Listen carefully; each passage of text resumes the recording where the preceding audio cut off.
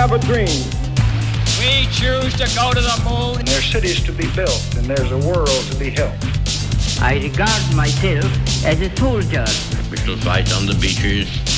We shall fight from where the zipper ends, round under my back to my bunghole, down where your nuts hang. I guess all of you would say this about your mother. All right. So I'm at the shopping centre today, right? Yes. It's obviously Easter time at the moment.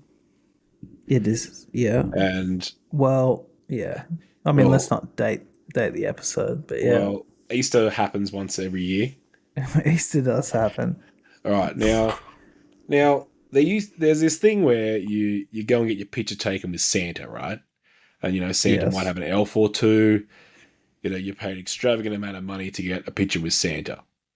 Yes. Okay. Pay Santa, get pictures with the kids. Big lines, makes a lot of money, right? So for Easter, they've decided to just get a white bunny and do the same thing. All right. Now, this seems like the biggest bunny? Yeah, an actual bunny, an actual white bunny. So you can come and sit in this seat, get a picture with a white bunny, and they charge you an extravagant amount of money. I think this is the biggest scam. My kids are all like, "Oh, I want to see the bunny. Let's hold the bunny. Let's line up for the bunnies." Like the line for the bunny is 20 families long to get a picture of a white bunny. And you have to pay Santa. You don't even have to pay the bunny. No, you do it. Yeah, exactly. That's what I'm saying. Give me cheap as. There's a girl holding the bunny. She looked like she was 14. And she was run the bunny taking program. That's nice. Like, this is the biggest. Good. This is the biggest rip-off I think I've ever seen in my life. A bunny's what, $40? You just get a bunny and just get a bunch of pictures with it. The picture probably cost more than the bunny did. Yeah, probably. Yeah, they've paid the ROI on that bunny. It's probably pretty good. It's ridiculous. It's just when I was a kid, I was scared of the Easter bunny because can you imagine this fucking sort of 6-foot humanoid bunny coming in the middle of the night into your house? That's pretty scary. It is. Do you know the Easter bunny's backstory? No, is it some sort of because the Tooth Fairy and stuff, it's pretty weird, pretty scary. Well, no, I mean, I don't know the actual, I don't know. This is not I actually know.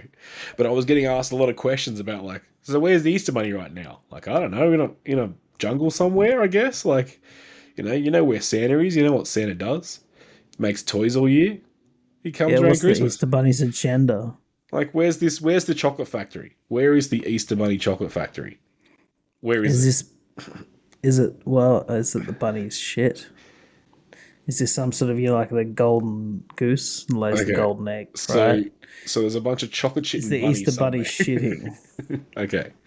So in that case, has it enslaved its own children? Because genetically, obviously, it have to be part of the same line. Because normal bunnies don't just shit chocolate, right? They shit real shit. So yeah, maybe it has to. So they have to be part of the same genetic line. So it's sort of enslaved its own children. So where are all these chocolate shitting bunnies? Where are they? Let me think. Yeah. See, there's no answers. There's no answers to these questions. I thought they were making the chocolate. Wooded area. I didn't realize they were chocolate shitting rabbits. It would be pretty on brand for it to have enslaved its own children because chocolate manufacturing is rife with child slavery. It is. It's pretty funny. So they have these guys or people who go out and they're the anti-slavery board or whatever, and they go out and out to these cocoa picking places, and they check that there's no slaves, right? That nobody's being enslaved, and they're normally or often children. Yeah. But they give them 2 weeks warning before they turn up. Yeah. They'll be oh, we're going to be here at this date or whatever. And it's like, well, obviously between the time that you get that email and the time they turn up, you can sort of just be like, oh, all right, well, I know they're going to be here on this date, so no slaves on that date. I think Mr. Beast is working on this problem. Well, I saw a video the other day. That's part of his ethical chocolate mission. I mean, they've been trying to do it for ages. I think the big companies don't care, right? Like, so it's the same as like, so say Gap, right? Like they got in trouble a bunch of times for using like sweatshops. And then what they do is they outsource it to other companies to manufacture their clothes. And then what they say is like, well, we've got a certification for these manufacturers and, we can't, but we can't be fully in control of like what they do. Right. Yeah. And so I think that's what these big chocolate companies do is they go, well, we don't own the manufacturers or whatever. So we can't be fully in control of if they use slaves or not. Yeah, it's 1,000%. Yeah, there's the guy that's like Tony Choco Lonely's. I don't know if you've ever seen that chocolate. He was like a reporter who did a story on like slavery in the chocolate industry, and then afterwards opened up his own brand, and they make sure that they give enough ethical chocolate stuff. Yeah, they give enough notice to these places before they come and check that there's no slaves. But yeah, no, he's like super into getting slavery out of chocolate business. It's fucked up though, like because the chocolate business is so lucrative, right? But then these farmers are like on less. They make less than like what they're like below the poverty line in their own countries, even though they're like. Even though like they're manufacturing this thing or like they're growing and this product that everyone wants and it's like just so lucrative. And I believe the issue is they've also never actually had chocolate themselves. Like a lot of them are like, they're never really sure. Like it's not like they eat chocolate all the time. Like they don't know. They never know what it is. They don't know what it tastes like. Yeah, and the manufacturers just go, well, we're the ones who add value to it. And it's just like, yeah, but like without the main ingredient, the bean, like it's not. Yeah, it's not going to be good. Although Hershey's seems to do all right. I'm sure the companies are making a lot of money. Oh, I just meant Hershey's. It's like it's just all sugar. It's very crap chocolate. Is it? Yeah, I don't need it. I think Lint's gone downhill too. They're terrible now. Okay. Anyway, enough chocolate talk. Yeah, we're done with chocolate and that stupid Easter bunny and his shitting chocolate ways. Well, welcome to History Squirt. I'm Ron Thompson. And I'm Jason. All right, and what do we have this week? We're going to talk about a social phenomenon that took place in Europe between the 14th and 17th century. A-Day. Yes. It is known as the Dancing Plague or Dancing Mania. This is quite late. I feel like most of our stories have been from earlier history. We did World War II like 3 weeks ago. Oh, that's true.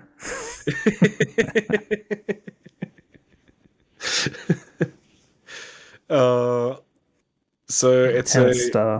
it's where groups of people start dancing erratically, sometimes in the thousands. Okay, the mania affected adults and children who would dance until they collapse from exhaustion and injuries and sometimes died.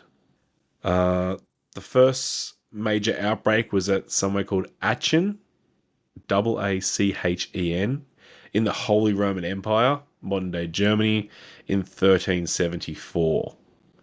And we're talking no music, no nothing, no stimulants. No. So we're going to focus particularly on one of these incidents is an incident in Strasbourg. Okay, so there is multiple accounts of this happening, but one of the major ones was in Strasbourg. Are there other symptoms or just dancing? No, it just seemed to be dancing. Okay. Nothing else. Dancing to the point of exhaustion and then dying, possibly. So to our history on Strasbourg, right. So the physician's notes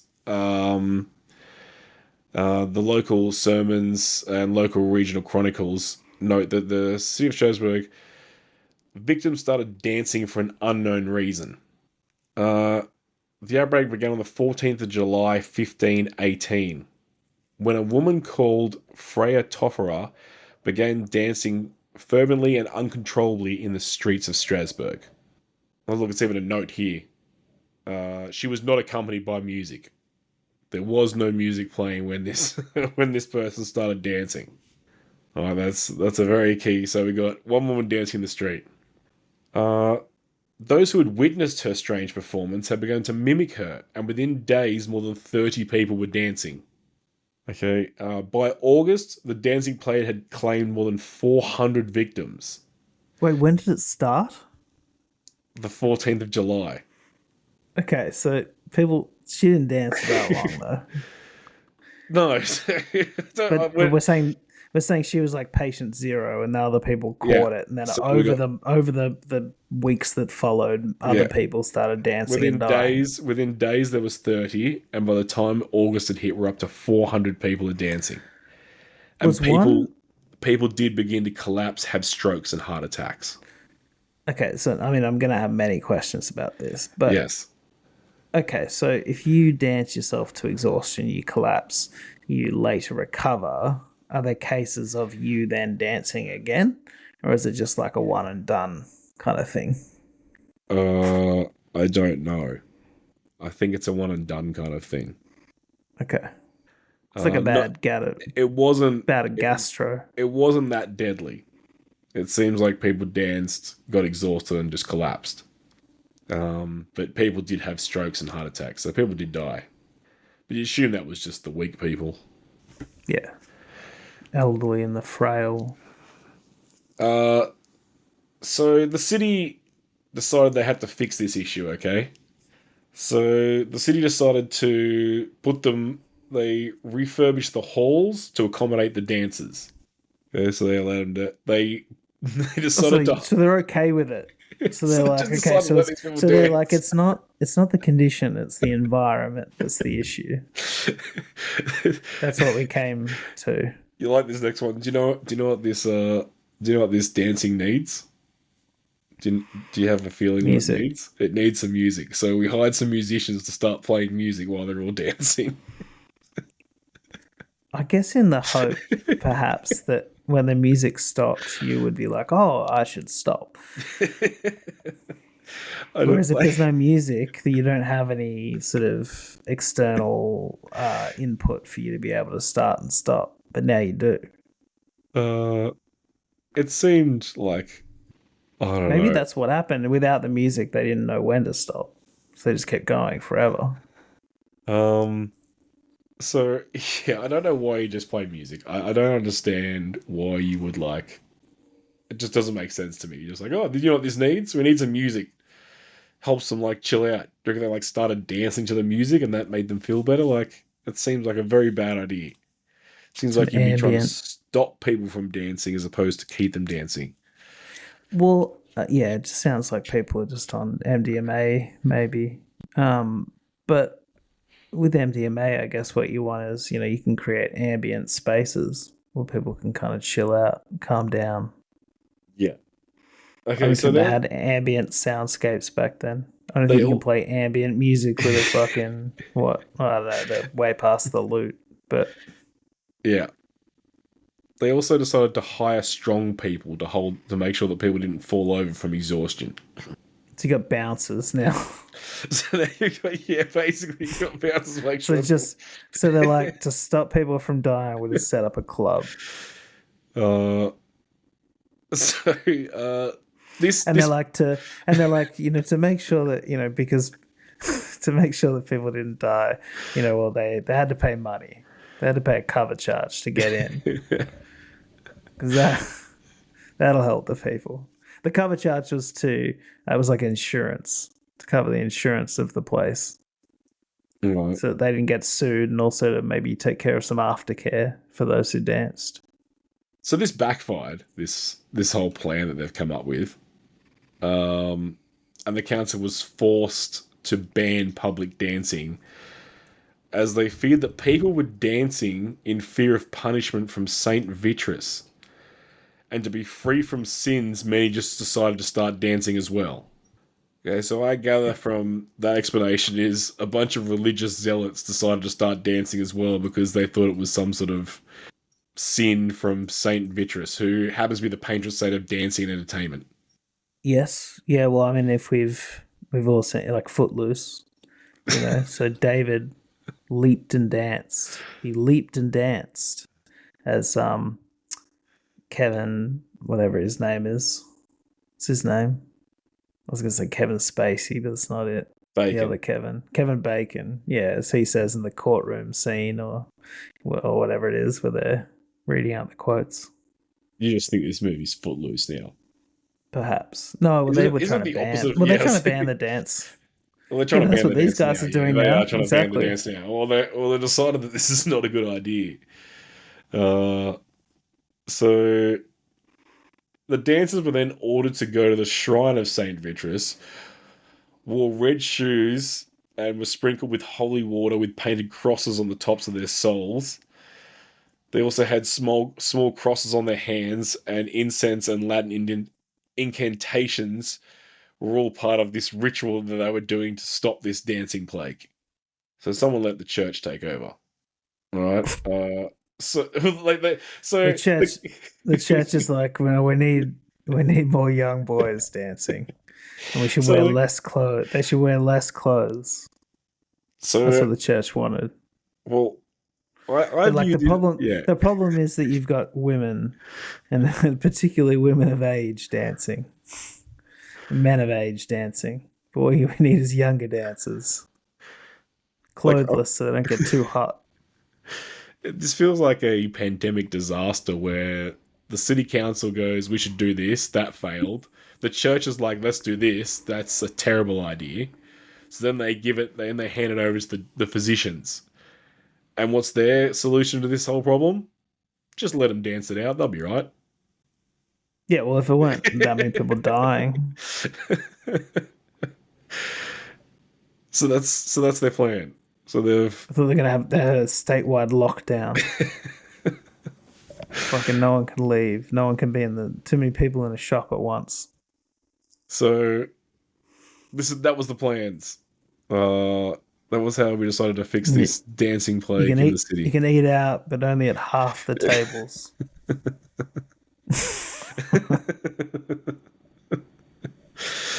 You have to dance by yourself. You can dance, you can only dance in groups of 1 to 4. Do you reckon they were mixing it up? Like, do you reckon like half of them would be doing one type of dance and half to do another? They were like line dancing. How do you reckon this was going? Like, well, it says here they described them as spasmodic and convulsion moving in the body, and they were drenched in sweat. Yeah, it sounds more like Snake Church or something. Like they're just sort of doing like whatever. But although I think like back in the day, didn't they all do like the same dance? Like there was like a certain dance for certain songs and stuff because there wasn't that many songs. Yeah, I say it's a dance, but it clearly says that their arms were thrashing violently. Eyes with vacant expressions, blood pool and swollen feet. Yeah, I think they're dancers, like, because dancing, I think, was really just for the high class, like, right? kind like of the just, ruling class. That's what I mean. I don't think like and also to like get that exhausted because from what I've seen in like movies and stuff, it seemed like the dancing was pretty tame. So yeah, I'm guessing that they're going wild. Okay. I take everything back. They're also crying for help as they dance like lunatics. Oh, this is interesting. This is. Help me! I forgot that bit was in there. Yeah, and obviously that they begin to collapse from exhaustion, hunger, thirst. There were 15 deaths per day during the outbreak's peak, but the final fatality number is unknown.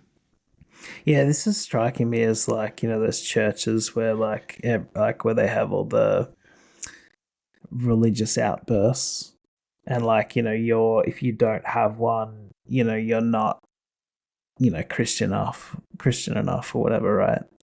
That's what it's striking me as. So then everyone goes there and they're like, they're screaming and they're like, I'm letting the Lord out. You know what I mean? Like, because you have to sit, because you got to play the part. Because if you don't, then you're not Christian, or you're not, holy enough. Yeah, that's definitely true. What is the ad for this week? We do have an ad, yeah. So if you want to advertise with History Squirt, you can email us at historysquirt.podcast@gmail.com. Or if you want to hear about anything on the show in particular, you can email us there too. Jason loves corrections. So yeah, if you want to send us any corrections, Jason would love to read them. No, not at all. I don't care. Okay, so to our ad. At BodyBank, we believe your greatest untapped asset is you.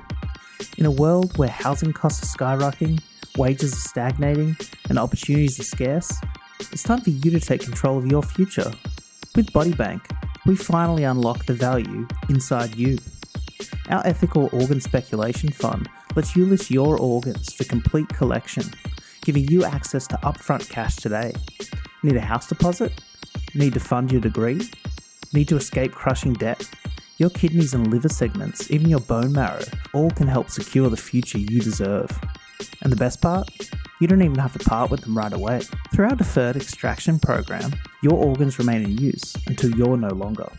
For investors, BodyBank offers a revolutionary opportunity.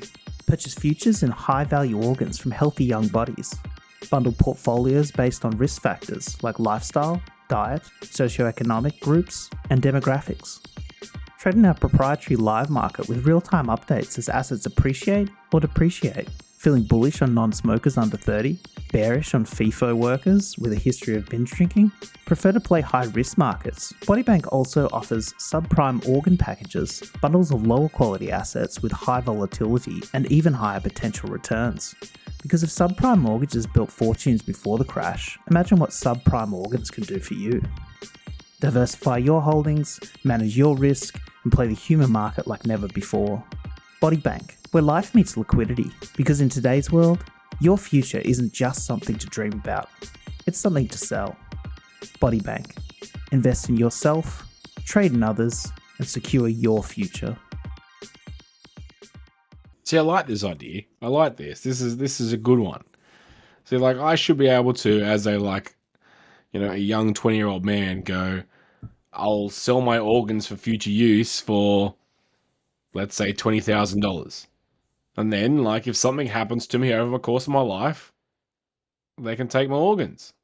Yeah, given that it's post-death, I actually think that this is actually a legitimate idea. Good idea.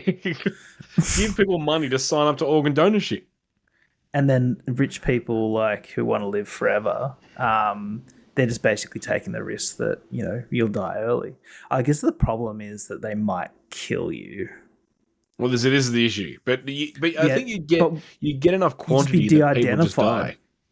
We'd also just be, like, de-identified. Yeah. So, like, you'd just be a serial number or something that they could never identify. And if you've got, 100,000 people sign up or something, like, it's almost legit. Like someone's I going to get more. I think you'd get more organ donors as well. You'd get 1,000%. Like, if you were giving money to kids who are young, need money, they're all going to sign up to be organ donors. Like, every single one of them. Do you think that you'd sell and buy your own organs and then wait for them to appreciate? Because, like, I don't know if you want a child's organs; they might be too small for you. Right, so if you mix and match, like that's how they do it now. But what I mean is, like, do you think you'd buy your own, wait for them to appreciate, and then sell them at like 20 or 25 when they're at their highest? No, the investment thing might not work because I don't know what you're investing in a depreciating asset. Like, let's be honest, like, well, it appreciates. My liver, kidneys, and heart, and lungs and stuff are getting worse during my life, not better. So they're not going up in value; they're going down. Yeah, I know, but they still use them. Like, they'll still use they're still eventually, like, if I die at 80 of kidney cancer or something, they can still use my liver and my heart. They're fine. Well, not fine. They still probably lived a long life, but they still got some legs left in them. Yeah, I feel like your heart's working hard. But how many? How many, like? I don't know how you invest though. So, like, how are you investing? What like so let's say I buy, so you, as an investor, I'm going to buy in and buy, let's say, all your organs. For what purpose? So that at the end of the day, so once I die, you get them. And then I suppose you can probably on-sell them, but it has to be pretty damn quick because I think it's got to be within like a couple of hours. Or you can have them yourself, get them put into you. Well, surely, okay, so let's say like we get a 20-year-old person, we get them to sign up to be an organ donor. We give them 20K, right? So here's the issue, right? So then that's probably a 60-year investment, because let's say the average death age is about 80, isn't it? Yeah, that's true. You're going to have older people buying younger people's organs, but then those older people are just going to die. So it's really just a bet that you're making that this person's going to die young. The investment thing seems silly, but then you also want to know. You also want to know how healthy they are in that, right? So if it's like the heart of a marathon runner, you know, like you might want that. That might be very valuable. Yeah, the but lungs. The comment of beggars can't be choosers. Like if I need a heart, like I don't really have time to fuck ass around. I'm going to need a heart, and I need it now. True. It's like, you can have this heart, but it's a marathon heart. Nah, I'll wait. This heart still might get another hour out of it. Another heart might come on the market. No, I think you just take the heart and hope for the best. Like, you could do it. I don't think you're investing, but like a company to give $20,000 to a 20-year-old to then not see the payoff of those organs, possibly till the age of 80. But you get early people. People, unfortunately, do pass away for a numerous amount of reasons. If someone was just going to give me 20 grand, it doesn't matter. Like, I'm going to die anyway when I die. And I don't necessarily have to, like, stay healthy. No. Yeah, I'd probably do it. Actually, I'd definitely do it because people do it for free now. Yeah, exactly. People do it for free now. That's what I'm saying. So, like, if you give people the incentive to sign up, old people have all got money. They've lived lives. So if they want to buy organs, go nuts.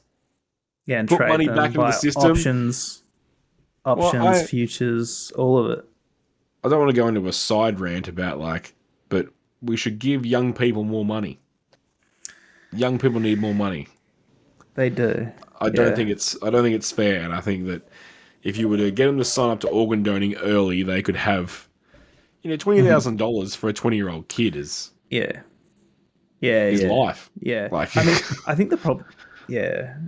Anyway, whatever. I don't want to get too far into logistics of it, but yeah, like the problem with the house prices or whatever, always like, and it's all these supply side schemes, right? So like if we give people $20,000, well, all of a sudden all houses are $20,000 more expensive. So it doesn't really like solve the problem. But we never address the supply side issues. They go, oh, we're building more houses. But like, Peter Dutton owns 26 investment properties, like just be like, you can't do that. Just be like, you can own like 2. And that's it. But why? And then like, huh? Well, then because that's 26 houses that, that's 26 houses people can't own, but we don't really seem to talk about that. Yeah, anyway. And here's my thing, like Dutton's, I don't want to get into politics. No, I do want to get back into the politics. It's not really politics. Dutton has got 26 houses, right? But then he decides that he's dying because his liver's or his kidney's failing. So what he does is he gives one of those houses to an 18-year-old kid. That's what we do. Houses for organs. We call it the Houses for Organs program. Yes. But I mean, you're dead, so you don't get to live in the house. But maybe you got a young family or something. Well, I assume it's like I'm pretty sure you can donate livers and kidneys and still be fine. Yeah, that's true. Yeah. Yeah, you can do one kidney.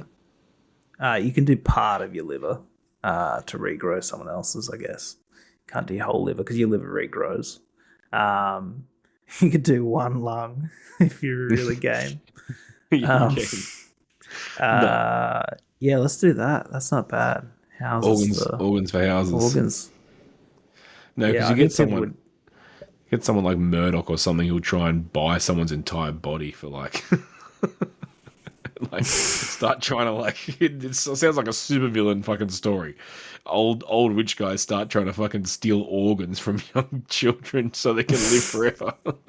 That's the problem that I'm having is if you know who the person is, that they might meet an untimely ending to benefit the person who owns their organs, you know. Well, That's the issue. That's what I'm thinking. It has to be like serial numbers and stuff. I think you've got to they still find out. Yeah. I was going to say they keep money out of it because they don't want it to become a market so that people start turning it into a market.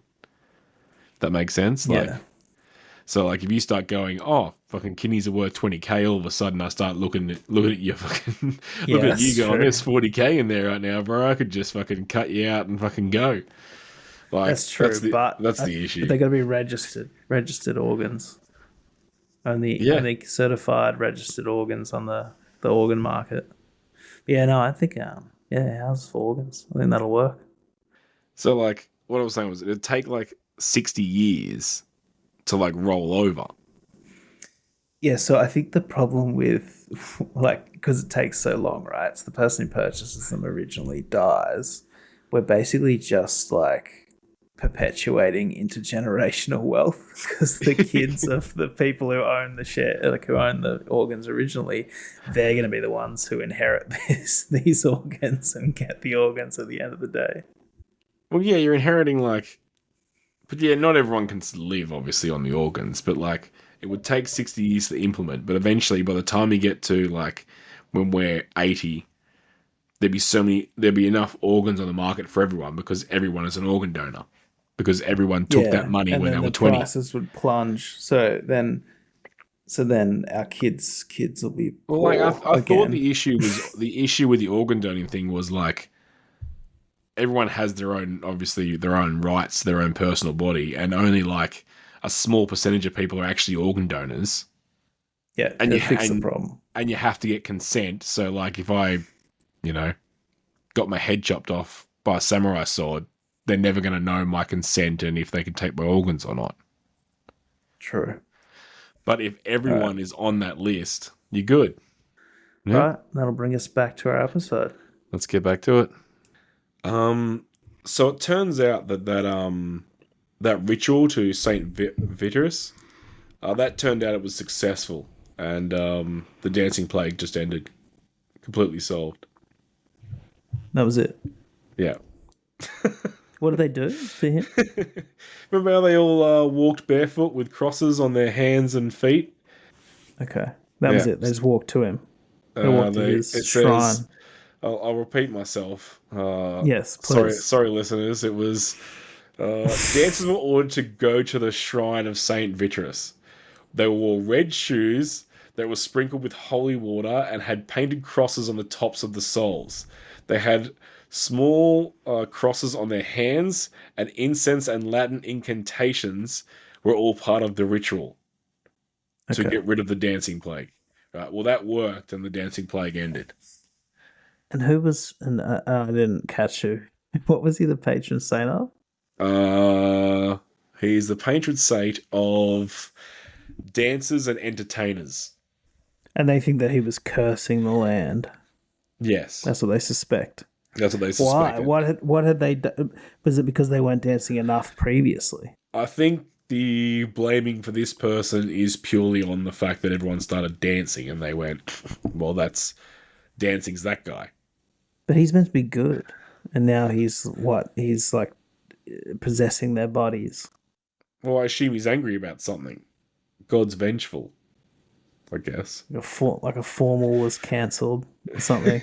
It's like, fuck this. I'm kind of just bullshitting you. Like, we obviously know that it's probably not the divine saint that stopped it. But the answer is no one actually knows the answer to, like, by September, it's subdued and everyone just went back to normal.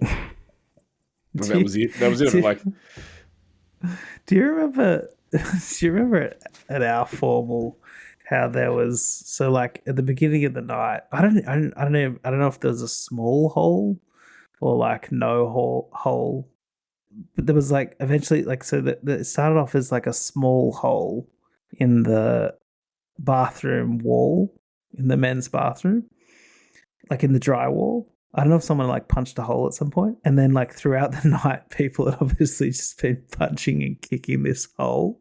Did you see that? And there was just this huge, there was this huge hole in the wall by the end of the night, like massive. People had just like kicked in all the fucking drywall. It was huge. I don't know, because boys are idiots. Because they had. You didn't see that? It No. was crazy. I remember walking in there and just being like, "Oh shit, this thing's getting bigger and bigger every time I come back." Yeah, the venue must have been so pissed. Yes. I don't know. Why are we talking about that? Because...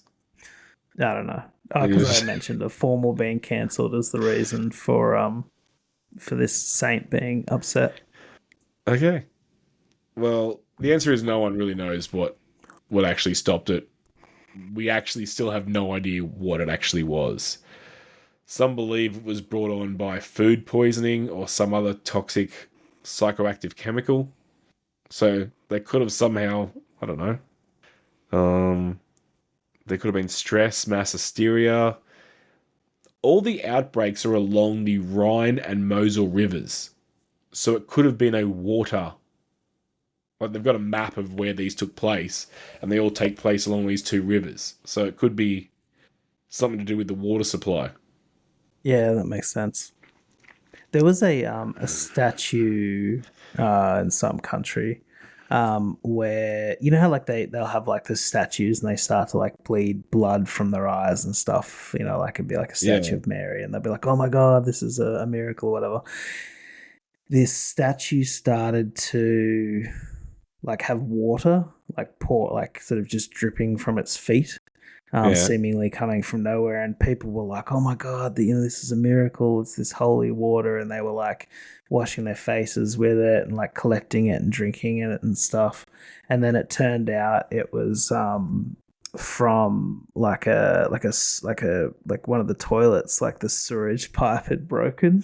And so it was like this fucking sewage water that was coming off this saint's toes, or this statue, and people have been like fucking drinking it and stuff.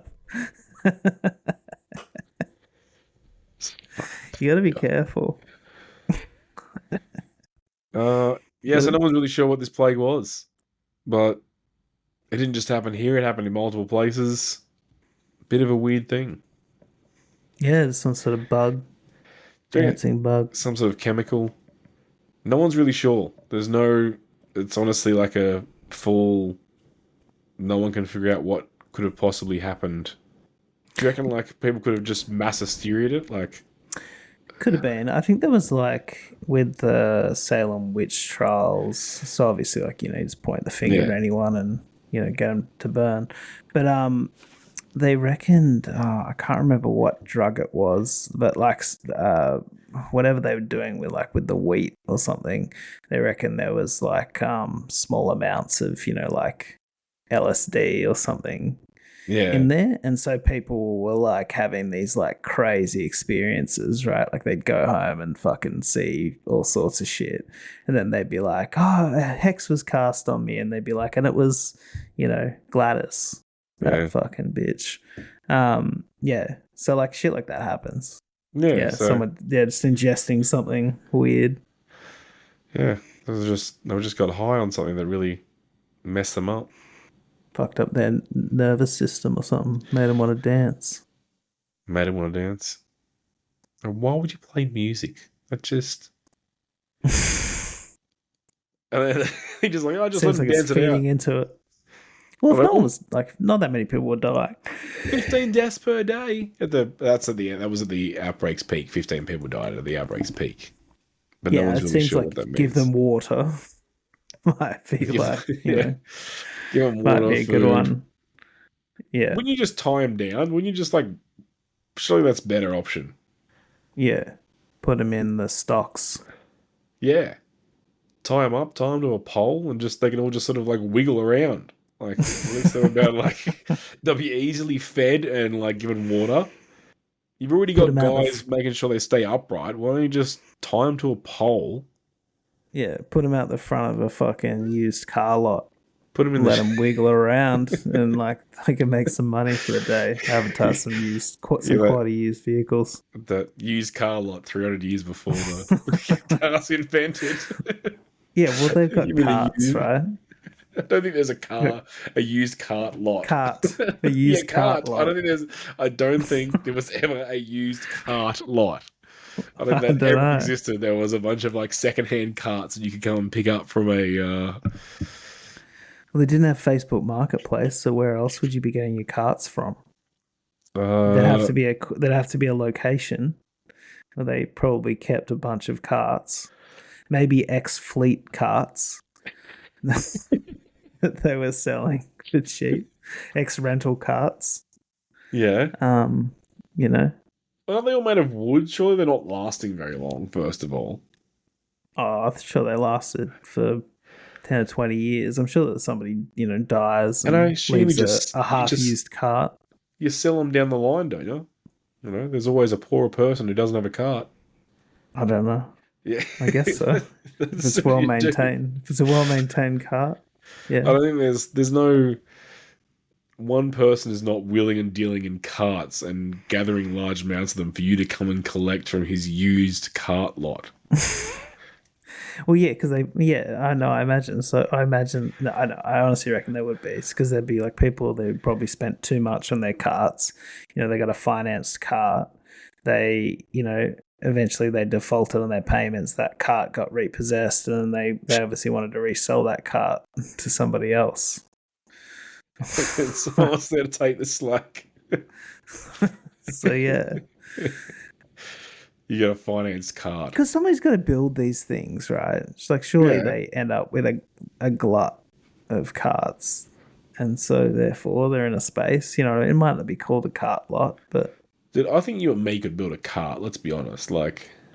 Yeah, probably. I think we'd struggle with the roundness of the wheels, but I don't think that really matters too much. It matters, but not. I think the issue would be we don't have trees big enough to, make a wheel out of anymore. I don't think you don't have to make it all out of the one thing. I think what we'd do is in today's age, I think we'd probably just cut the tops off a couple of barrels.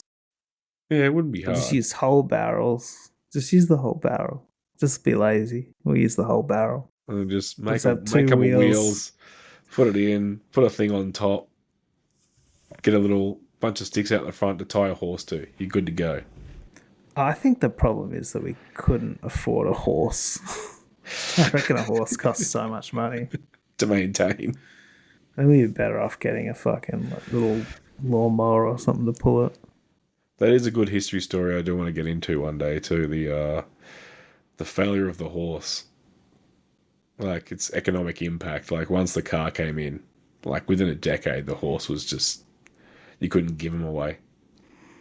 I don't know if if I told you this in one of the other episodes, but apparently that's the reason. Those famously in New York, they have those buildings and they've got the stoops. They got the stairs that lead up into the bigger building. Do you know what I'm talking about? It's a pretty classic style. You would have seen in lots of movies fire and escape stuff. kind of things. Those No. steps. At the front of the building, you have a set of maybe 10 steps that lead up to the front door. Yeah. Yeah, and it's pretty famous, New York architecture. But apparently the reason why they started building those, with that kind of the height up to the front door, was because the streets were so full of horse shit. Yeah.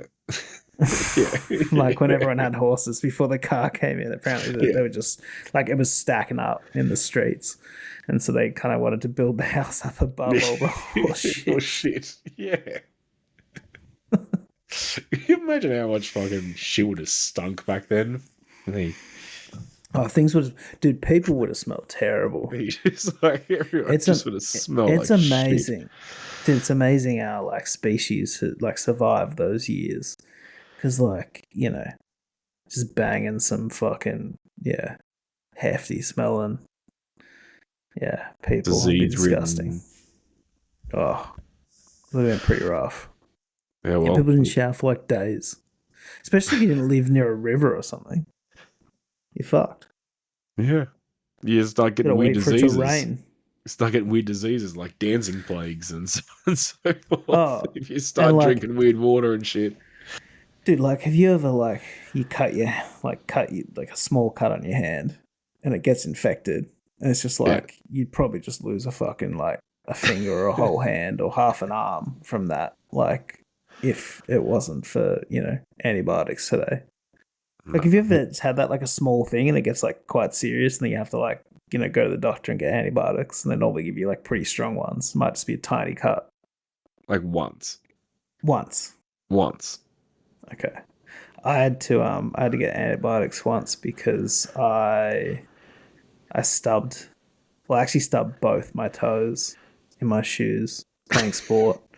And I got like the blood nail or whatever, and it really hurt.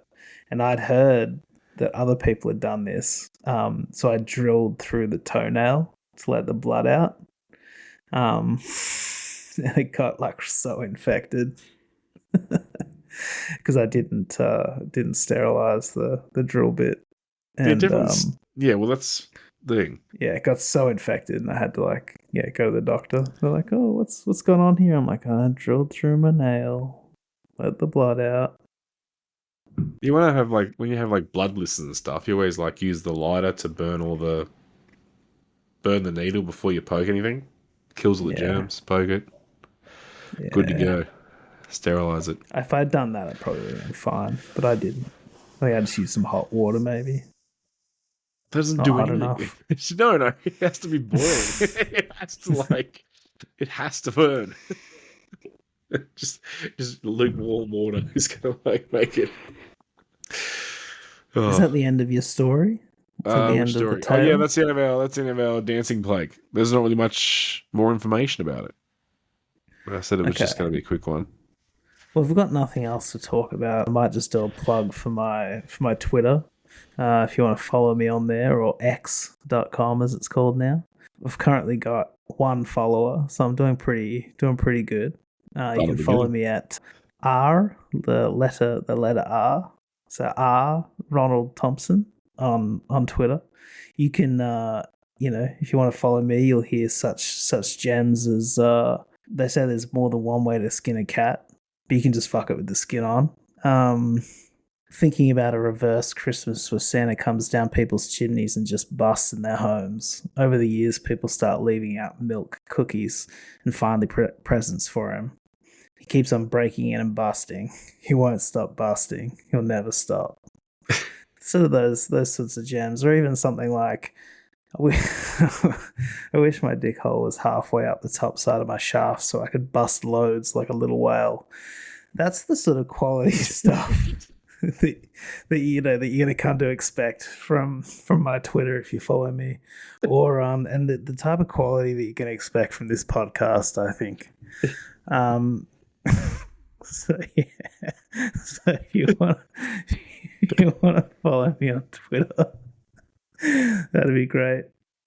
I'll post eps up there, I guess, when they're released. I want to ejaculate. I want to ejaculate. I want to have my hole at the top of my dick, so I'm going to ejaculate like a whale. Yeah, I can bust loads like a little whale. Yeah. Yes. Halfway up the top, halfway up the middle, on the top. You like that one? I did enjoy that one. What? But why? But why? You don't think that'd be sick? You don't think that'd be awesome? It's like an anti-pregnancy device, I guess. I'd want it to sort of how it's how it bursts out of the whale's blowhole. It goes, and it kind of goes there. I'd want that as well. So I suppose I'd need some sort of nozzle on it. And it ensures that you would jizz outside the girl, so instead of into her, you are it makes sure it comes out the other way, so you don't impregnate her. Depends on if it's inside or not. We keep it out. Like, it's Well, yeah, easy. you could. You could get it together the way. Yeah, you could do that. We could do that. But what I prefer to do is I prefer to fold it in half and then stick it in with the hole in first. So it just works like normal. Can you come up with other things that you want to happen with your dick with analogies like that? I feel like you could, can I have a for next week? Can I have like a list of like your 5 top penis analogies? Analogies. It's not really an analogy. What is it then? I don't know. Do you want like a metaphor? Yes, Or- I guess so. Metaphor, yeah. I don't know. It's not really a metaphor either. I don't know Why what would it you is. just call it a metaphor then? It's just a thought. I don't know.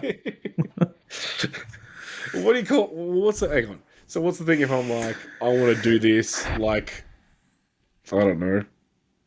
This is a terrible example. So metaphor is I want to like run as I want to run like a dog runs. When yeah, I want to chasing run a as bone or yeah, no, something. yeah. That's a metaphor. Yeah, it's a metaphor. So give me a penis metaphor. I want to come at a girl like a duck does when it's coming from behind. I don't know.